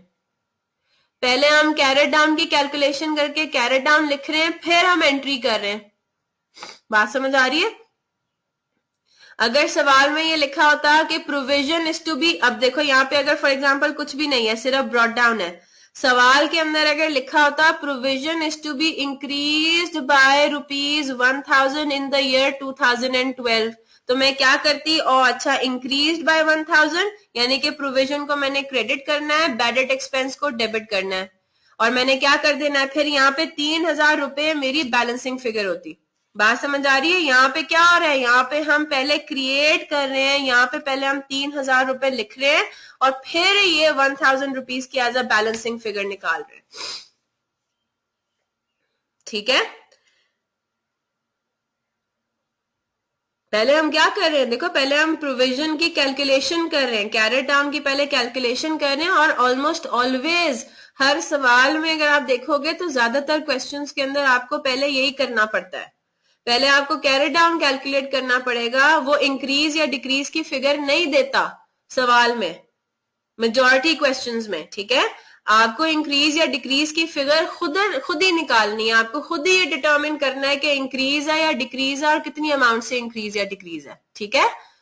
तो क्वेश्चन में प्रोविजन फॉर डाउटफुल डेट्स के आपको कैरेट डाउन पहले कैलकुलेट करना होगा, फिर आपको पता चलेगा कि इंक्रीज का सिनेरियो है या डिक्रीज का सिनेरियो और कितनी अमाउंट से, राइट। तो यहाँ पे सेकेंड ईयर में क्या हो रहा है, सेकेंड ईयर में दोबारा इंक्रीज इन प्रोविजन है, 2000 से 3000 हो गया, यानी कि 1000 से अब आपको फर्दर क्या बुक करना है, बैड डेट एक्सपेंस बुक करना है। तो आपने प्रोविजन का अकाउंट 1000 से ऑटोमेटिकली क्रेडिट हो रहा है, और बैड डेट एक्सपेंस का अकाउंट में अब आपने डेबिट कर देना है, और यहाँ पे लिख देना है provision for bad dates. Clear हो गई बात यहां तक? उस्मान, बच्चे क्लियर है? ठीक है, जुलेखा क्रिस्टल क्लियर हो गया।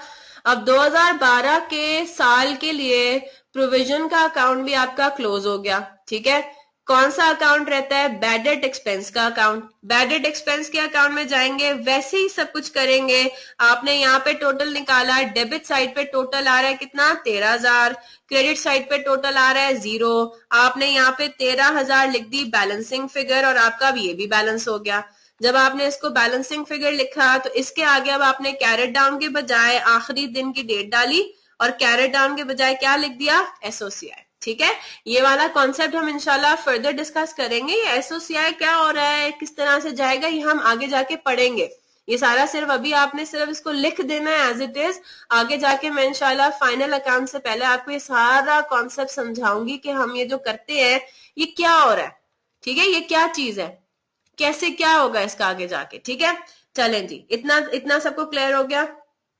अब आखिरी साल खुद कर सकते हैं, अटेम्प्ट करें, इसको बनाएं इसी तरह से। यहाँ पे आपने 2013 का टाइटल डालना है, 2013, हर अकाउंट में 2013। अगर किसी का जगह खत्म हो गई तो कोई बात नहीं, वो नया टी अकाउंट भी खोल सकता है, ऐसा कोई हार्ड एंड फास्ट रूल नहीं है इसका। बेहतर यही होता है कि आप उसी टी अकाउंट के अंदर कंटिन्यू करो, ठीक है। अगर जगह खत्म हो गई कोई बात नहीं, नया टी अकाउंट बना दें इसको।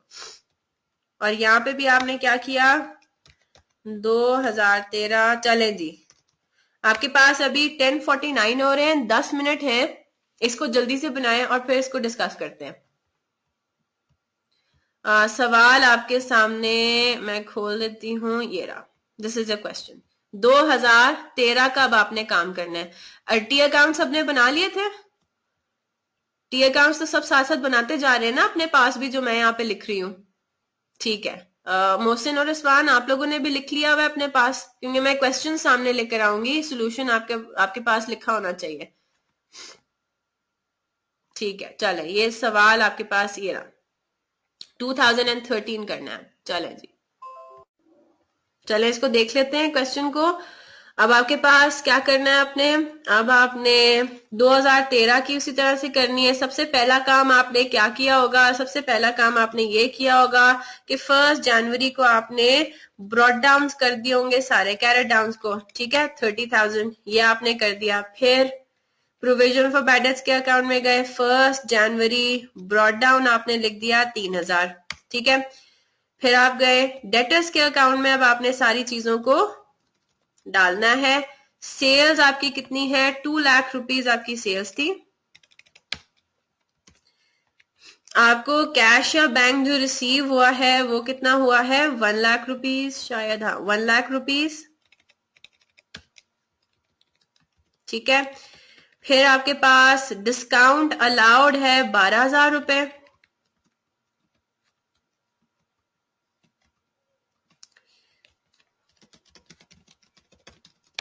डिस्काउंट अलाउड आपके पास 12,000 है, 46,000 आपके पास रिटर्न इनवर्ड्स है, ठीक है। और इसके साथ ही हम क्या पोस्ट कर देंगे, डबल एंट्री पोस्ट कर देंगे, 2,000 से बैड डेट एक्सपेंस डेबिट हो जाएगा और इसके आगे हम लिख देंगे सन्ड्री डेटर्स। 2,000 से bad debt expense account debit होके 2,000 से आपका प्रोविजन का अकाउंट हो जाएगा क्रेडिट, ठीक है। ये काम हो गया। ये करने के बाद सारी आपने ट्रांजैक्शंस की पोस्टिंग कर ली। अब आपके पास क्या सिचुएशन है, आपने अब निकालना है कैरेट डाउन। जब आप कैरेट डाउन निकालेंगे तो आपकी बैलेंसिंग फिगर आएगी 70,000, ठीक है। यही आ रही है मोहसिन, उस्मान? यस मैम, यही है। ठीक है, जबरदस्त, वेरी गुड, ये आपने कर दिया। डेटर्स का अकाउंट आपका क्लोज हो गया। फिर आपने वर्किंग नंबर 3 की, वर्किंग नंबर 3 में क्या किया, 70,000 आपका डेटर्स का कैरेट डाउन है, इसके ऊपर आपने 10% का प्रोविजन बुक करना है, वो आपके पास आंसर आ जाएगा 7,000। और ये 7,000 क्या होगा, 31 दिसंबर में कैरेट डाउन वर्किंग नंबर 3, यहाँ पे आप लिख देंगे 7,000, ठीक है। ये 7,000 आपने लिखा, दोबारा से उसी तरह करेंगे, आपने इसको क्लोज करना है। जब क्लोज करेंगे तो पता लगता है कि क्रेडिट साइड पे सिर्फ और सिर्फ 3,000 रुपए है, 4,000 का यहाँ पे शॉर्टफॉल है। तो यहाँ पे दोबारा क्या सिचुएशन हो गया, इंक्रीज इन प्रोविजन वाली बात हो गई। बैड डेट अकाउंट के अंदर आप क्या करेंगे, प्रोविजन का अकाउंट क्रेडिट हो रहा है 4,000 से, तो आप 4,000 से बैड डेट एक्सपेंस का अकाउंट डेबिट कर देंगे और प्रोविजन फॉर बैड डेट्स यहाँ लिखा। अब इसका अकाउंट को भी क्लोज करना है। इस अकाउंट को भी जब हम क्लोज करने जाएंगे तो 6,000 का आपका टोटल 31 दिसंबर एसओसीआई, और यहाँ पे आपने 6,000, ठीक है। ये आपका हो गया खत्म। तो इस तरह से आपका सारा चलता है, बेसिक बिल्कुल इस तरह का है। इंशाल्लाह कल फिर हम इसके और चीजें देखेंगे। अभी अगर आपने नोट किया हो तो हमने यहाँ पे बस 2013 का खत्म हो गया, तीनों अकाउंट्स आपके क्लोज हो गए 2013 के। अब अगर आपने यहाँ पे नोट किया, यहाँ पे हमारा कोई बैड डेट रिकवर्ड नहीं था, यहाँ पे हमारा कोई डिक्रीज इन प्रोविजन नहीं था। कल हम इंशाल्लाह एक बड़ा सा क्वेश्चन करेंगे, ठीक है, उसमें सारे सिनेरियोज हमारे इन्वॉल्व होंगे, बैड डेट रिकवर्ड के भी, इंक्रीज इन प्रोविजन के भी, डिक्रीज इन प्रोविजन के भी, और बैड डेट राइट ऑफ के भी, ठीक है। तो उससे हमारा फिर फर्दर ये टेस्ट हो जाएगा। फिर इंशाल्लाह अगर कल हमारे पास टाइम हुआ तो हम कल ही थोड़ा से कॉम्प्लेक्स क्वेश्चंस को देखना शुरू कर देंगे, और अगर टाइम नहीं हुआ तो इंशाल्लाह परसों, ठीक है। चलें, कोई सवाल है तो अभी पूछ लें जल्दी से, मेरी दूसरी क्लास भी अभी शुरू होने वाली होगी तो मुझे निकलना होगा उसके लिए जी। मैम वो क्वेश्चन नंबर 4 देखना था। हाँ, क्वेश्चन नंबर 4 उस हैंड आउट का, जी जी। उस हैंड आउट का जो मैंने अपलोड किया है ना, ठीक है, मैं जरा डाउनलोड कर लूँ उसको। चले, मेरे पास ये है वैसे,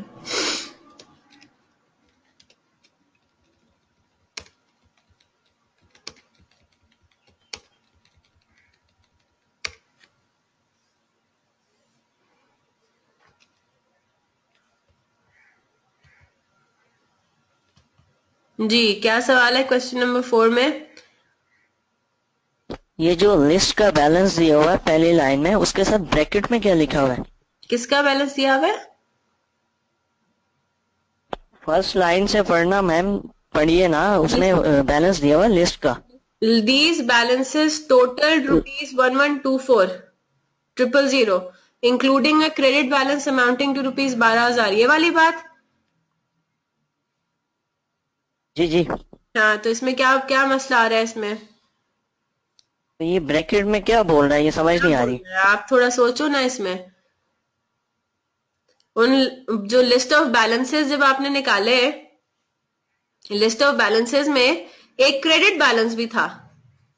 सेल्स लेजर के अंदर क्रेडिट बैलेंस क्या बता रहा है कि आपके किसी कस्टमर ने आपको एडवांस दिया हुआ था, कितने का? 12,000 का, राइट? तो उसका क्या बैलेंस होगा? उसका क्रेडिट बैलेंस होगा। यही तो बात हो रही है सारी। एग्जैक्टली वही चीजें जो हम कर चुके हैं। हम ये क्या कह रहे हैं, देखो वही का आपका सेल्स लेजर में क्या हुआ, आपके सेल्स लेजर में कस्टमर्स के आपके टी अकाउंट्स है ना, कस्टमर्स के टी अकाउंट्स है, उन सब के जब आपने कैरेट डाउन्स निकाले लिस्ट ऑफ बैलेंसेस बनाने के लिए, जब आपने वो लिस्ट ऑफ बैलेंसेस लिखे सारे, आपने मिस्टर ए का लिखा, मिस्टर बी का लिखा, मिस्टर सी का लिखा। मिस्टर ए और मिस्टर बी के तो नॉर्मल डेबिट बैलेंसेस हैं, उनसे आपको रिसीवेबल है। क्यों? क्योंकि आप कस्टमर्स की बात कर रहे हो, राइट? जब आप मिस्टर सी का बैलेंस देखते हो तो मिस्टर सी का बैलेंस क्या आ रहा है? क्रेडिट बैलेंस आ रहा है 12,000 रुपए का, यानी कि वो आपने माइनस करना है मिस्टर ए और बी के बैलेंस में, है ना। 12,000 रुपए का क्रेडिट बैलेंस आने का क्या मतलब है कि मिस्टर सी आपके कस्टमर तो थे, लेकिन इन्होंने आपको कोई एडवांस दिया हुआ था 12,000 रुपए का। जी मैम, ये ठीक है। आखिरी क्वेश्चन, ये जो मैम सेल्स रिटर्न हमें कोई करता है कस्टमर, तो हम उसको क्रेडिट नोट देते हैं, हम लेकिन उसको क्रेडिट लेकिन जब हम परचेज रिटर्न करते हैं तो डेबिट नोट हम देते हैं या वो देता है हमारा सप्लायर हमें? हम देते हैं ना। डेबिट नोट हम इशू करते हैं परचेज रिटर्न के केस में, क्रेडिट नोट हम इशू करते हैं सेल रिटर्न के केस में। तो फिर क्वेश्चंस में लिखा होता है we received debit note, credit note. हाँ, कहाँ पे? यहाँ पे लिखा हुआ है, कहीं मेंशन हुआ हुआ है? नहीं नहीं, मैं और क्वेश्चंस की बात कर रहा हूँ, ऐसे ही नॉर्मल। ठीक है, लिखा हुआ होता है, बिल्कुल होता है। अब इसको जरा सुन लें, ये मैंने बात आगे जाके आपसे डिस्कस करनी थी। देखो उस्मान, एक सेकेंड, मोहसिन एक मिनट, ठीक है। इसको जरा वापस आते हैं, किधर था वो?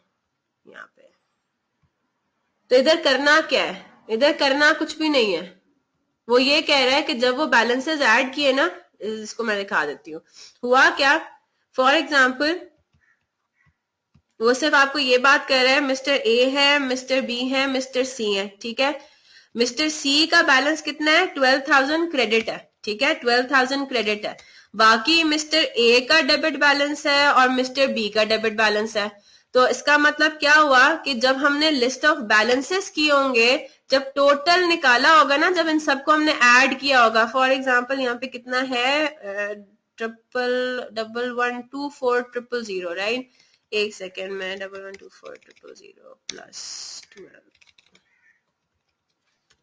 होल्ड ऑन, 1136, इसको मैं अज्यूम कर रही हूं मैं, ठीक है, अजम्पशन के बेसिस पे। फॉर एग्जाम्पल, मिस्टर ए का बैलेंस था 568,000 डेबिट, मिस्टर बी का भी बैलेंस था 568,000 डेबिट, ठीक है। जब हमने इनको टोटल करना था ना, लिस्ट ऑफ बैलेंसेस हमें निकालना है और हमें इसका क्या चाहिए होता है? टोटल चाहिए होता है। इन तीनों बैलेंसेस में से एक बैलेंस क्या था? क्रेडिट बैलेंस था। तो बस बात सिर्फ ये है, इन्होंने सिर्फ आपको ये हिंट दी है कि टोटल करते हुए हमने क्या किया, फिर उसको माइनस किया, मतलब माइनस किया आपने। ये 12,000 या तो इन्होंने आपको कंफ्यूज करने के लिए दिया होगा, या फिर इस 12,000 से रिलेटेड कोई ना कोई यहाँ पे करेक्शन होगी, ठीक है। तो बात ये हुई है कि 11,24,000, 11,24,000 किस तरह अराइव हुआ? ये इस तरह से अराइव हुआ कि 568 नॉर्मल डेबिट बैलेंसेस हैं। अब कुछ नहीं करना, हाँ, अब कुछ भी नहीं करना, ठीक है, कुछ भी नहीं करना। लेकिन ये मुझे क्वेश्चन याद नहीं है, इसमें 12,000 से रिलेटेड कहीं कोई एरर की एडजस्टमेंट तो नहीं है। अगर कोई एरर की एडजस्टमेंट है तो फिर हमें वो सिर्फ ठीक करना है, वरना कुछ भी नहीं करना, वरना उसने सिर्फ आपको ये इन्फॉर्मेशन दी है, दीज बैलेंसेस टोटल इतना 1100 including a credit balance amounting to 12, वो आपको इन्फॉर्मेशन दे रहा है कि उसमें से एक जो बैलेंस है ना वो 12,000 रुपए का क्रेडिट बैलेंस है, यानी कि कोई आपको एडवांस दिया होगा। लेकिन अगर आपको कैलकुलेशन खुद करनी पड़ती ना तो आप इस तरह से करते। आपको इस बात का बस ये पता होना चाहिए कि 12,000 रुपए क्रेडिट बैलेंस है, नॉर्मल डेबिट बैलेंसेज है, उनमें से माइनस होके फिर टोटल निकलेगा। ठीक है। अच्छा, अब मोहसिन आपकी वाली बात देखो, परचेज रिटर्न्स करते हुए, ये नोट कर लो अपने पास, ठीक है। परचेज रिटर्न्स करते हुए हम इशू क्या करते हैं, कौन सा नोट इशू करते हैं, डेबिट नोट। ठीक है, इशू हम क्या करते हैं परचेज रिटर्न्स करते हुए, डेबिट नोट। अब जाहिर सी बात है सामने वाली पार्टी भी क्या है, सामने वाली पार्टी भी कोई बिजनेस है, सामने वाली पार्टी भी कोई रसीद वसीद मेंटेन करती होगी। तो अगर हम कोई रसीद दे रहे हैं सामने वाली पार्टी को, तो हो सकता है सामने वाली पार्टी भी हमें कोई रसीद दे उसी तरह, उसका भी तो अपना सिस्टम मेंटेन हो रहा है, वो भी तो अकाउंटिंग कर रहा है ना, वो भी तो books of prime entries maintain कर रहा होगा। तो हमने जब परचेज रिटर्न किया, हमारे लिए तो वो है परचेज रिटर्न, हमने क्या इशू करना है, डेबिट नोट। सामने वाली पार्टी के लिए वो क्या चीज ट्रीट होगी, सेल रिटर्न, है ना। सामने वाली पार्टी के लिए क्या होगा, वो तो उसके लिए तो वो सेल रिटर्न है। तो वो हमें क्या भेजेगा, वो हमें क्या इशू करेगा, वो हमें इशू करेगा क्रेडिट नोट। यानी कि हम ये कहेंगे कि अगर हमारा कोई परचेज रिटर्न हो रहा है तो हम इशू क्या करते हैं, डेबिट नोट, और रिसीव क्या करते हैं, क्रेडिट नोट। ठीक है। लेकिन बुक्स ऑफ प्राइम एंट्रीज के पॉइंट ऑफ व्यू से हमारा सोर्स डॉक्यूमेंट क्या कहलाता है, हमारा सोर्स डॉक्यूमेंट जो चीज हम इशू करते हैं ना वो हमारा सोर्स डॉक्यूमेंट होता है। हम अपने इशू किए हुए रसीद पे ज्यादा रिलायंस प्लेस करते हैं। हम ठीक है उसकी दी हुई रसीद को रिसीव कर लेंगे अपने पास। जी मैम, जो हमें वो क्रेडिट नोट इशू करेगा वो सिर्फ एक प्रूफ के तौर पे हम रखेंगे बस। पे हम उस क्रेडिट नोट को इस्तेमाल करके कहीं रिकॉर्ड नहीं करेंगे, मतलब उसकी कहीं पे हम नोटिंग वगैरह हो सकता है कर ले, लेकिन हम करते नहीं है, बस वो लेके हम रख लेते हैं, फाइल कर लेते हैं बस। हमने अपना रेफरेंस कौन सी रसीद का देना है, अपनी बुक्स में कौन सी रसीद का हमने रेफरेंस देना है, नोट नंबर किसका लिखना है, डेबिट नोट जो हमने इशू किया हुआ। बात ये है, क्योंकि सोर्स डॉक्यूमेंट। अब आप क्वेश्चन जी जी, अब क्वेश्चन में लिखा हो कि we received credit note means कि हमने परचेज रिटर्न किया है। हमने परचेज रिटर्न किया। अब वो आपको जो लिख रहा है ना रिसीव्ड क्रेडिट नोट, वो ये हिंट देने के लिए कर रहा है कि ये ट्रांजैक्शन क्या थी, वो ट्रांजैक्शन थी परचेज रिटर्न। ठीक है, ओके मैम, क्लियर हो गया, क्लियर है। जबरदस्त। ये बाकी भी इस चीज को नोट कर ले, सेल्स रिटर्न्स के केस में हम इशू क्या करते हैं, क्रेडिट नोट, और हम रिसीव क्या करते हैं, डेबिट नोट। तो अगर कहीं पे सवाल में ये लिखा हुआ आ जाए कि we received a debit note, तो आपको इस बात से क्लिक कर जाना चाहिए कि ओ अच्छा, इसका मतलब ये सेल रिटर्न थी। ठीक है, वो एक हिंट देने के लिए कि ये ट्रांजैक्शन थी क्या। कहीं पे लिखा हुआ आ जाए वी रिसीव्ड क्रेडिट नोट, तो इसका मतलब है कि वो परचेज रिटर्न्स थी। ठीक है, ये अपने पास नोट कर लें। और इस सिनेरियो में भी यही हमारा सोर्स डॉक्यूमेंट होगा। हाँ, यहाँ पे अगर किसी सवाल में मेंशन हुआ है तो वो हिंट देने के लिए ट्रांजैक्शन के बारे में। जी, और कोई सवाल क्वेश्चन नंबर 4 में, और कुछ इशू या इस हैंडआउट में कोई और इशू जल्दी से पूछ लें, टाइम कम है। उस्मान, आप मुझसे व्हाट्सएप पे पूछ लोगे अपने सवाल कंट्रोल अकाउंट के I-12 का जो था।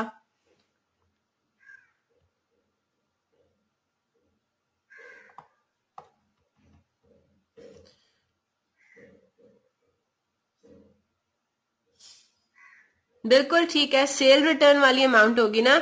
अगर आपके पास लिखा हुआ आ रहा है received a credit note for ₹2000, तो रिसीव क्रेडिट नोट यानी कि परचेज रिटर्न्स थी 2000 की। अगर सवाल में आ रहा है received a debit note for 10,000 यानी कि वो सेल्स रिटर्न्स थी 10,000 की, तो हम उनको उनकी रिस्पेक्टिव अकाउंट्स में रिस्पेक्टिव जगहों पे लिख देंगे। ठीक है,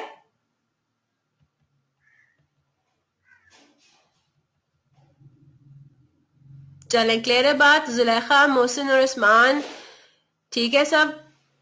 कोई सवाल है जल्दी से पूछ ले, नहीं है तो आप जी जुलेखा क्वेश्चन मार्क। उस्मान के क्वेश्चन का मैं रिप्लाई कर रही थी। अच्छा आपके सवाल है मेन लेजर बनाने के लिए प्राइम बुक्स भी बना, नहीं नहीं नहीं नहीं नहीं, अगर सवाल में ये लिखा हुआ हो ना कि सिर्फ आपको लेजर अकाउंट्स बनाने हैं तो फिर तो आपको बुक्स ऑफ प्राइम एंट्रीज थोड़ी बनानी है, ठीक है। अगर आपको मेन लेजर बनाने को आया हुआ है, सिर्फ जनरल लेजर कह रहा है कि जनरल लेजर आपको बनाना है, तो आपको बुक्स ऑफ प्राइम एंट्रीज थोड़ी मांगी गई है, ठीक है।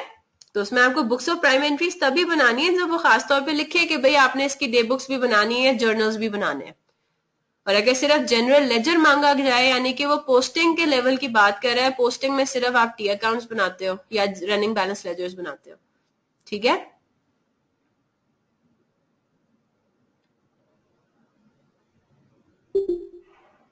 चलें, दैट्स इट। इंशाल्लाह फिर कल मिलते हैं।